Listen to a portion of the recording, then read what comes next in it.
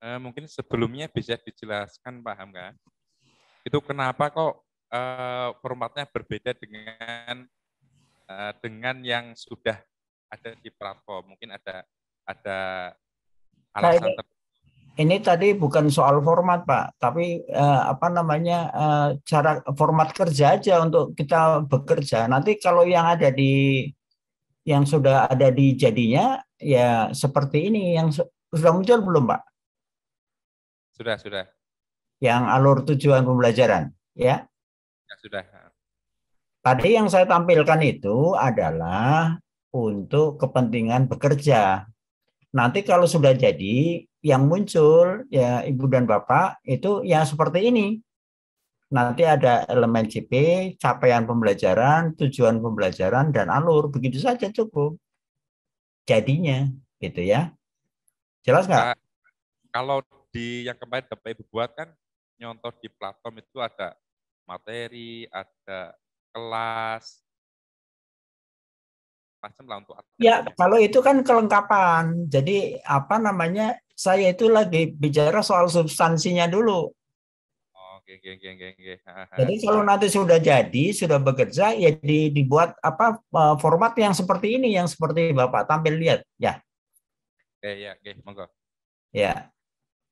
Jadi yang tadi saya tampilkan itu adalah prosedur kerja, format bekerja. Nah ini kan yang kemarin sempat saya baca dari kiriman Bapak. Ini kan ada elemen, ada TP dan ada apa namanya alur ya. Nah eh, sebetulnya Ibu dan Bapak kita melihat di sini. Kalau kita melihat di sini masih terlalu banyak ya kecil-kecil rincian materinya. Sehingga ini kalau saya lihat Ibu dan Bapak itu masih ada berapa nih? Jumlahnya ada berapa? Ada 9. ada 29 TP. Ini secara perumusan ya tidak salah karena kata kerjanya saya lihat sudah benar. Ini memahami, menganalisis ini ya. Tetapi materinya itu terlalu kecil. Sehingga Ibu dan Bapak ini semacam KD, dipandu dari kecil-kecilannya gitu kan. Nah, oleh karena itu Ibu dan Bapak, saya mencoba mereview. Ini kan 29 ya, 29. Nah, saya mencoba mereview dengan demikian. Ini Ibu dan Bapak akidah akhlak ya untuk fase D. Ini CT-nya. Lalu ini elemen akidahnya. Nah, Ibu dan Bapak, nampak nggak Pak ini? Pak Tampak, ini tampak. apa? Sudah nampak dari apa ini? Apa itunya? Masih yang Baca, tadi. baca.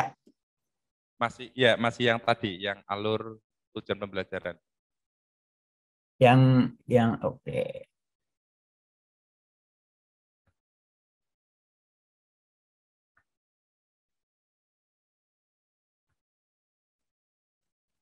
Sudah beda? Nah, ya, Sudah, ya, sudah muncul. sudah beda. Oke. Nah, ini saya review dari tadi. Tadi kan, jadi Bapak nanti jangan persoalkan tadi kolom sekarang ini saya lagi bicara soal prosedur kerjanya. Nanti kalau sudah jadi ya ditaruh di kolom gitu ya. Jadi itu Ibu. Nah, sekarang Ibu dan Bapak ini akidah akhlak. CP-nya ya itu.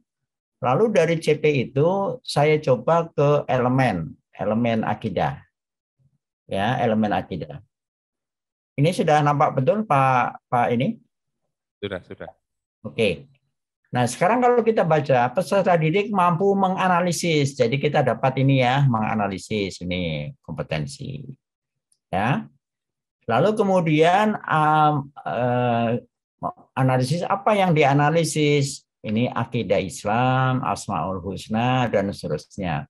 Serta 6 rukun, sehingga memiliki pemahaman. Nah, ini memiliki pemahaman, ini kompetensi. Saya tandain ini. pemahaman. Ya, yang benar sesuai pemahaman ulama Ahlussunnah wal Jamaah sebagai landasan. Ya, Dan masukkan Pak, ini katanya diberi warna sekalian biar lebih ya, kuning. ini apa namanya? Saya hanya ingin menunjukkan kan itu udah saya deteksi di bawahnya itu. Jadi Oke. kompetensi yang muncul itu menganalisis, memiliki pemahaman dan memiliki landasan dan motivasi. Ya, kalau ditaruh di kolom yang kayak tadi itu berarti kolom yang sebelah kiri. Ya, lalu materinya apa yang muncul di situ? Itu iman, Islam, ihsan. Terus aqaid 50, Asmaul Husna, 6 rukun iman, akidah aswaja, aktivitas kehidupan sehari-hari, dimensi ukhrawi atau ibadah. Nah, dari 3 kompetensi yang muncul di situ, ya, lalu sekian materi, saya susun TP-nya menjadi demikian, ada 3, menganalisis rukun iman, Islam, dan ihsan. Menganalisis aqaid 50 dan beberapa asmaul husna. Lalu mengamalkan prinsip-prinsip akidah Ahlus Sunnah wal Jamaah dalam aktivitas sehari-hari yang berdimensi ukhrawi atau bernilai ibadah. Jadi dari itu cukup 3 TP. Ya. Lalu kemudian saya elemen akhlak. Nah, peserta didik mampu memahami. Nah, ini memahami ya. Lalu membiasakan. Nah, ini membiasakan sebagai kompetensi. Lalu kemudian apalagi ini menghindari. Nah, ini menghindari. Lalu kemudian bersaing ya, bersaing. Lalu menunjukkan sikap, gitu ya. Nah, dari itu saya dapatkan materinya di situ. Ini akhlak terpuji. Lalu kemudian akhlak tercela. Lalu buah berilmu. Ya, pribadi unggul dan era global. Dari itu lalu kemudian saya susun menjadi 3 TP. Memahami akhlak terpuji dan membiasakan mengamalkannya. Memahami akhlak tercela dan menghindarinya. Menunjukkan sikap pribadi berilmu dan unggul dalam persaingan di era global. Ya. Nah, saya kemudian lari ke elemen adab. Nah, ternyata di sini anak peserta mampu menganalisis. Nah, ini menganalisis. Membiasakan, ini membiasakan. Menyesuaikan diri, menunjukkan sikap. Ini kompetensi yang muncul. Materinya apa? Adab sholat, zikir, membaca Al-Quran, berdoa, adab kepada orang tua, guru, saudara, teman, tetangga. Adab berjalan, berpakaian, makan, minum, adab sosial media dalam kehidupan sehari-hari, pribadi cerdas dan berkarakter, menyesuaikan dengan lingkungan. Nah, dari kompetensi dan materi itu, saya susun TP-nya demikian. Menganalisis adab dalam beribadah, pergaulan dengan manusia, aktivitas harian, bersosial media. Mengamalkan adab dalam beribadah, pergaulan dengan manusia, aktivitas harian, bersosial media. Lalu menyesuaikan diri dengan lingkungan dengan menunjukkan sikap pribadi yang cerdas dan berkarakter. Ya.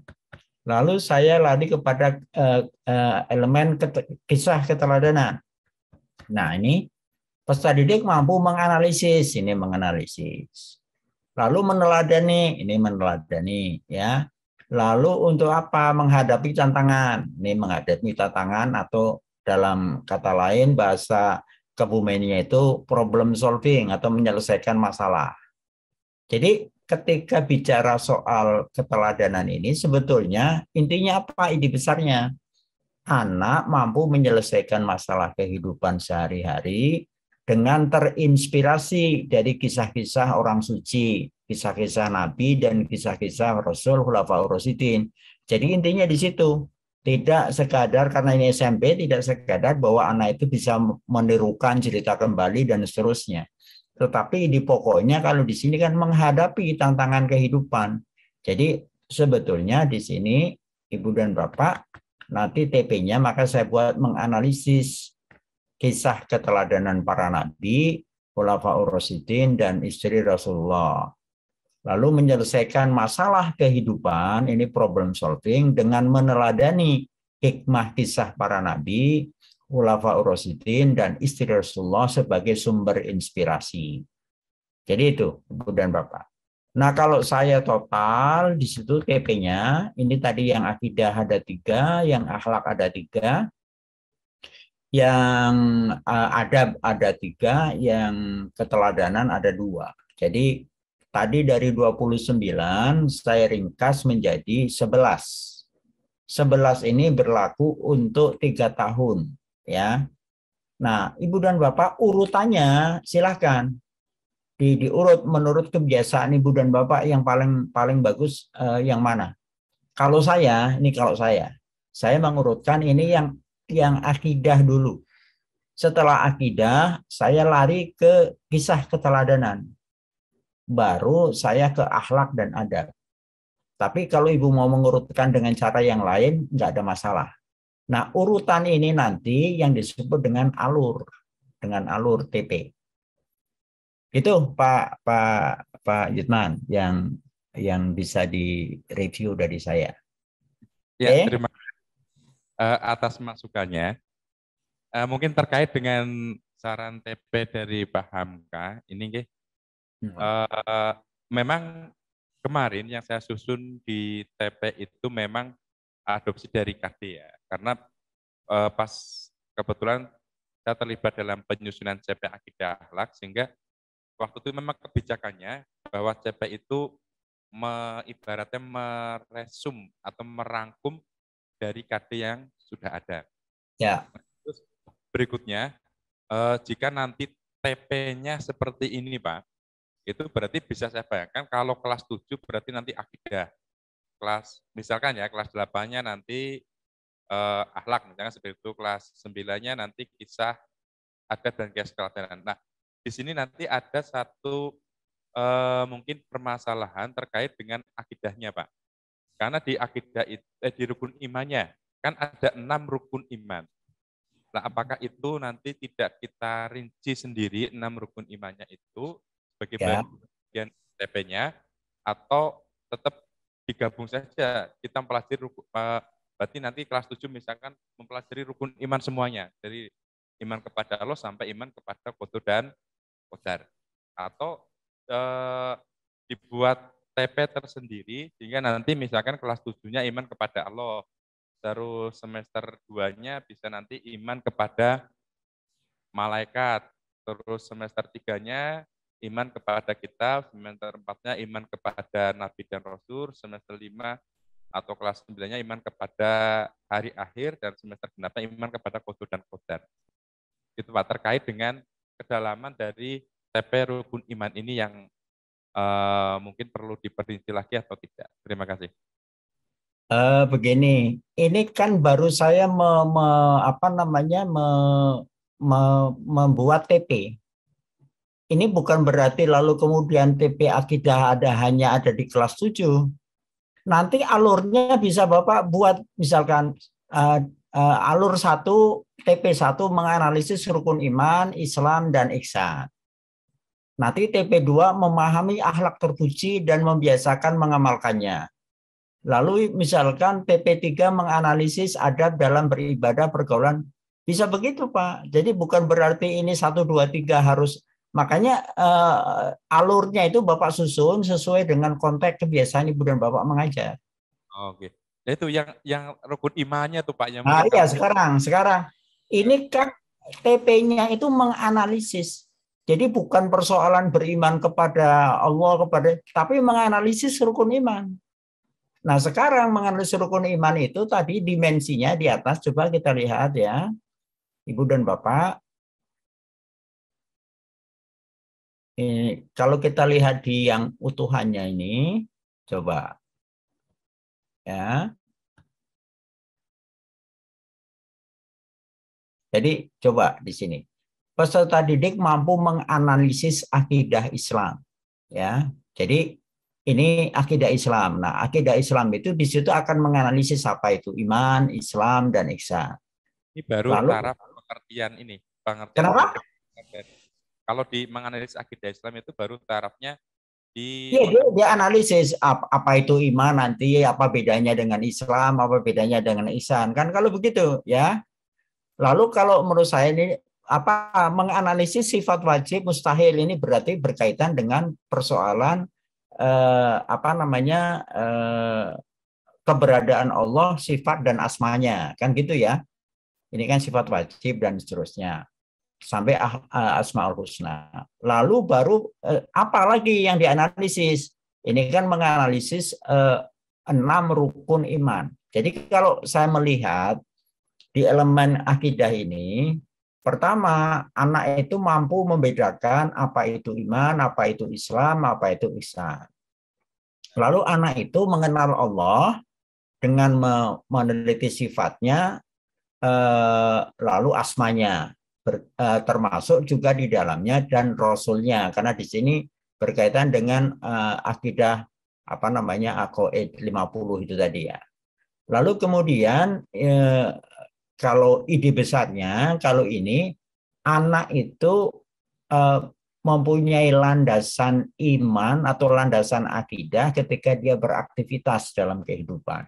Jadi ide besarnya itu di ini. Nah, sekarang tadi yang berkaitan misalkan rincian dari yang tadi yang 29 itu ya Pak, yang tadi yang maaf mana tadi yang ada 29 itu, misalkan rincian tentang iman, analisis iman ya. Lalu misalkan 6 rukun iman, Ibu dan Bapak nanti di mana? Itu nanti letaknya di eviden, di modul ajar. Makanya tadi yang 29 itu jangan dibuang, disimpan. Jadi ketika misalkan di situ tadi menganalisis, tadi kan ini ya, TP-nya tetap ini, TP-nya utuh semacam ini, menganalisis rukun iman, Islam, dan ihsan. Ya, nanti ini bisa muncul berkali-kali, tapi nanti evidennya yang berbeda. Oh, Jadi yang misal di modul ajarnya itu nanti pembedaannya di sana. evidennya itu ya. Jadi misalkan modul ajar menganalisis rukun iman, gitu ya. Lalu kemudian di sini topik 1 beriman kepada Allah. Lalu misalkan nanti apa namanya evidennya apa? Mengetahui sifat-sifat, asma. Yang kedua mengetahui asma Allah. Kita mengetahui sifat wajib, sifat itu adanya nanti di modul ajar, Belajarnya. bukan di TP. Gitu. Berarti satu TP, kalau sebenarnya satu TP bisa muncul di beberapa kali mungkin Pak kalau seperti itu. Di modul ajar ya, di modul ajarnya Bisa begitu. ya? Bisa. Jadi kan prinsipnya satu TP bisa menjadi beberapa modul ajar. Atau dibalik, beberapa TP dibuat satu modul ajar.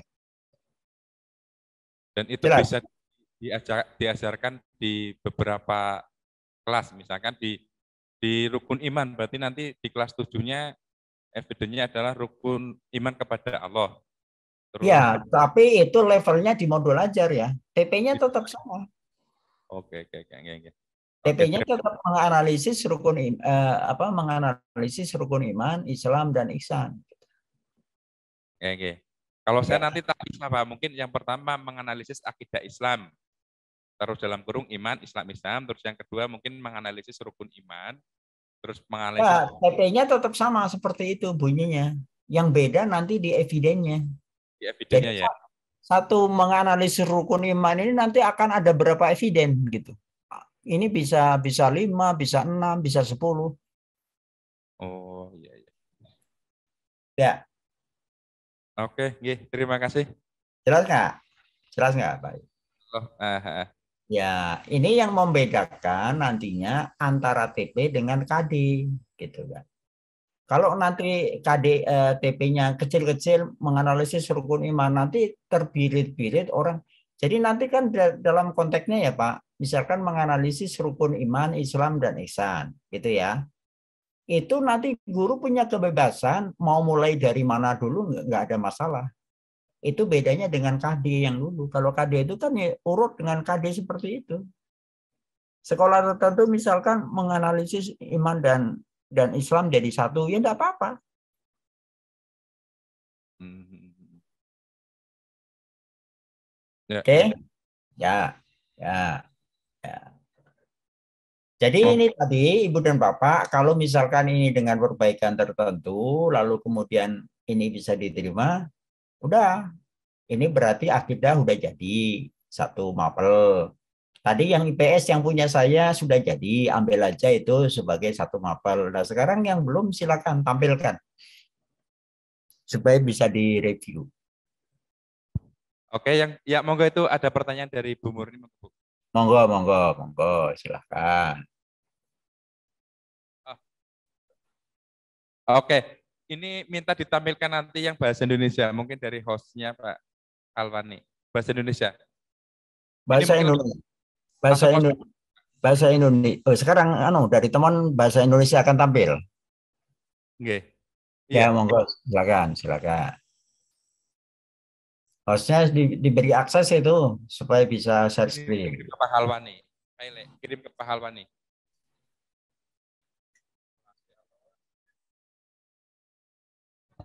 Bentar ya, namanya saya ya. Nah, kalau semacam ini review nanti langsung jadi habis workshop ini nanti tinggal perbaikan, jadilah itu TP apa CP ke TP gitu ya.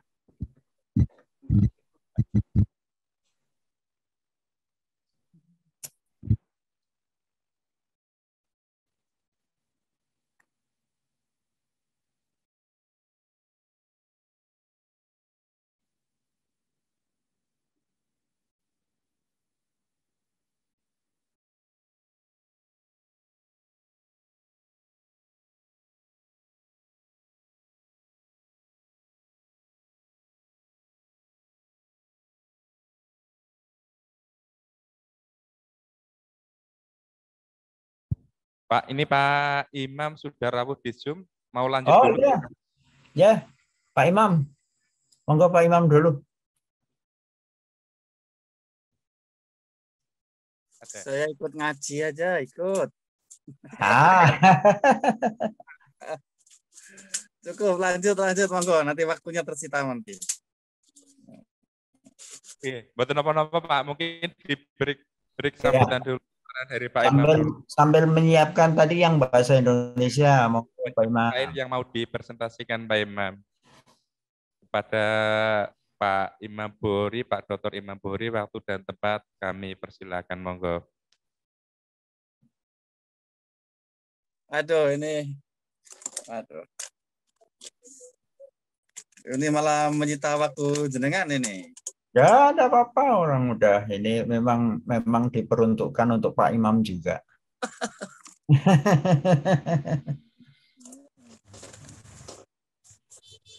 Carrot. I see you. Oh.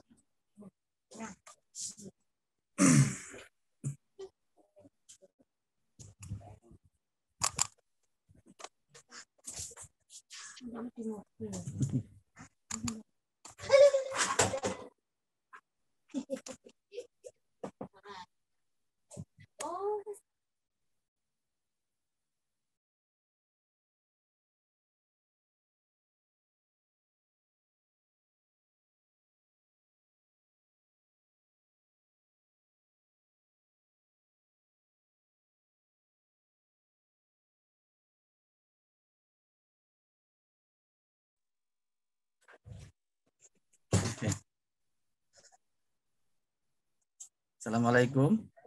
Halo, Waalaikumsalam. jelas suara saya? Jelas ya? Ye, Oke. monggo, Mas Imam. Bismillahirrahmanirrahim. Assalamualaikum warahmatullahi wabarakatuh. Waalaikumsalam. Bismillah, alhamdulillah, wassalatu wassalamu ala rasulillah wa ala alihi wa sahbihi wa mawala wa la hawla wa la quwwata illa billah. Yang sama-sama kita hormati para hadirin, hadirat, khususnya Bapak Kepala, para kepala madrasah, dan khusus sahabat saya, narasumber kita, Bapak Dr. Hamka, yang sering disebut dengan Gus Hamka. Alhamdulillah ini berwajah di forum ini yang sudah lama sekali saya enggak Ye, berwajah. Sahabat semua.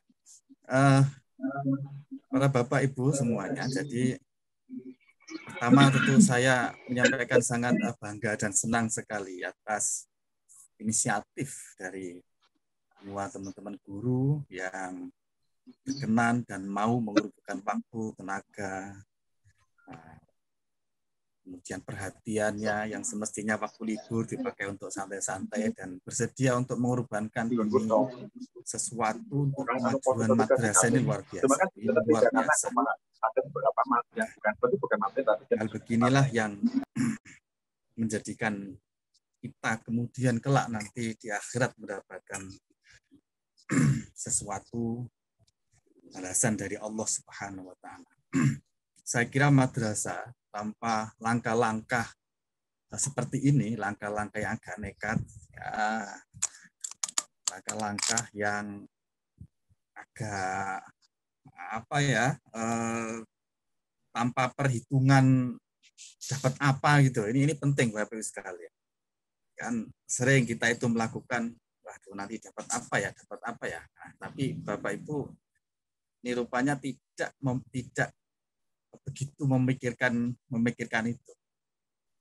Nah, melakukan sesuatu dengan tanpa mengukur apa yang ia akan dapatkan di dunia ini, itu saya kira sesuatu yang keren sekali dan itulah cerminan dari ikhlas. Tapi yang dipikirkan adalah bagaimana kebaikan siswa, bagaimana siswa menjadi lebih baik, bagaimana suasana pembelajaran di ruang kelas kita itu berubah, aspek pembelajarannya, aspek penilaiannya, aspek perhatian kepada anak-anak kita, perilaku anak-anak kita berubah. Itulah yang dipikirkan, kemudian itu nanti berdampak nanti di akhirat. Sekali lagi berkali-kali di beberapa forum saya itu mengkampanyekan itu bahwa pertimbangan di dalam proses pembelajaran, proses pendidikan, ngeramut anak-anak, ngeramut murid-murid kita itu bukan masalah kecil. Mungkin kecil anggapan manusia, Allah ngajar gini dapat apa, tapi sesungguhnya itu Gusti Allah Subhanahu wa taala itu menyebutnya dengan orang besar nanti di akhirat. Jadi kelak nanti di akhirat ada sebutannya disebut dengan orang besar. Siapa mereka? Adalah orang yang mengerti, kemudian menyebarkan ilmunya itu, mengajarkan ilmu itu kepada orang lain. Orang besarnya kalau disebut dikenal di kalangan langit lah kira begitu. Kalau di dunia kita orang yang paling kenal mungkin presiden kita Pak Jokowi. Tapi apakah beliau di kalangan langit itu dikenal? Belum tentu. Tapi kalau guru, orang yang belajar kemudian mau mengajarkan itu tentu dibarengi dengan keikhlasan ya. Tidak sekedar ditukar dengan nilai sertifikasi. Itulah yang disebut dengan orang besar yang terkenal nanti di kalangan langit. Jadi para malaikat itu mengenali, oh ini orangnya nih, oh ini gitu. Kira-kira begitu. Dan itulah yang menjadi pertimbangan, menjadi warna di dalam cara berpikir kita, bersikap kita, dan bertindak kita. Termasuk apa yang Bapak Ibu lakukan sekarang ini, sedang meningkatkan kapasitas diri, sedang meningkatkan kompetensi diri, sedang meningkatkan kapabilitas diri untuk memberikan layanan terbaik bagi peserta didik, bagi murid-murid kita. Prinsip yang paling utama di dalam kurikulum Merdeka adalah ada 3. Untuk kepentingan murid, untuk kemaslahatan kebaikan murid, untuk murid. Jadi semuanya murid. Kalau bahasa Mas Nadiem itu, Mas Menteri itu mengabdikan untuk murid apa begitu. Nah, untuk kalangan madrasah saya kira ditingkatkan lagi, mengabdi untuk murid demi mencapai ridho Allah Subhanahu wa taala, kira-kira begitulah. Biar apa yang Bapak Ibu lakukan ini ada secerca nilai ibadah, ada secerca nilai akhirat ukhra. Nah, inilah yang kita andalkan. Apalagi lah kita andalkan di orang-orang madrasah ini. Gajinya ya kecil, anggaran kecil, kegiatan gini secara finansial nggak dapat apa yang kita harapkan untuk menyemangati diri kalau tidak bicara berpikir dan pikiran-pikiran ukhrawi itu. Ini yang saya Bapak Ibu, mari kita tasdidun niyah, mari kita tambah semangat kita bahwa apa yang kita lakukan ada sesuatu yang besar. Mungkin bisa jadi gara-gara satu anak yang kita dampingi dengan menggunakan prinsip-prinsip kurikulum merdeka ini, kemudian anak menjadi lebih baik, anak menjadi semakin dekat kepada Allah Subhanahu wa taala, dan itulah nanti yang bisa menolong kelak ketika di akhirat. Selamat bekerja, selamat berdiskusi, selamat insya Allah kalau mau bergerak seperti ini, mau memulai seperti ini dari MTS Negeri 1 Kabupaten, mau memulai, mau menghubungkan, ini luar biasa ini. Saya mendengar bahwa narasumber yang diundang ada Pak, ini Pak Hamka, ini Kerso Rawe itu masuk luar biasa. Bapak Ibu harus bersyukur, betul, harus bersyukur betul. Beliau bisa menyempatkan ini. Ya, sesungguhnya beliau kalau di kalangan ma'arif itu menjadi desainernya POP, program organisasi penggerak itu, kemudian mendampingi bagaimana implementasinya. Nah, kalau di kurikulum beliau juga salah satu yang terlibat ini. Jadi Bapak Ibu mendapatkan sanad tertinggi lah, kira-kira begitu, sanad tertinggi dalam implementasi kurikulum merdeka ini. Nah, termasuk kemarin sudah mengundang Pak Zul Fikri dari PLT Kapus, juga luar biasa. Nah, memanfaatkan jaringan-jaringan dari perkenalan, dari hubungan non formal seperti ini, saya kira harus dilakukan terus-menerus. Untuk itu saya sampaikan terima kasih Pak Yitman. Nah, terima kasih banget ini untuk bisa menggerakkan semuanya, Pak Kepala MTS Negeri 1, forum-forum MGMP, forum-forum KKM, semua bisa ikut dilibatkan. Nah, itu saya kira semoga apapun yang kita lakukan ini mendapatkan ridho dari Allah, diberi pertolongan oleh Allah, dimudahkan oleh Allah Subhanahu wa taala untuk memajukan, melayani pendidikan yang terbaik kepada murid-murid kita. Akhirul kalam, wallahu muwaffiq ila aqwamit thoriq. Wassalamualaikum warahmatullahi wabarakatuh. Suwun Gus Imam. Matur nuwun atas sambutan dan pengarahan dari Pak Dr. Imam Bukhari. Ini juga atas permintaan dari Pak Hamka agar Pak Imam bisa memberi sambutan dan memberi pengarahan. Sekaligus kula nuwun Pak Hamka untuk mendampingi kita dalam mempersiapkan implementasi kurikulum merdeka. Terima kasih Pak Imam atas pengarahan dan sambutannya.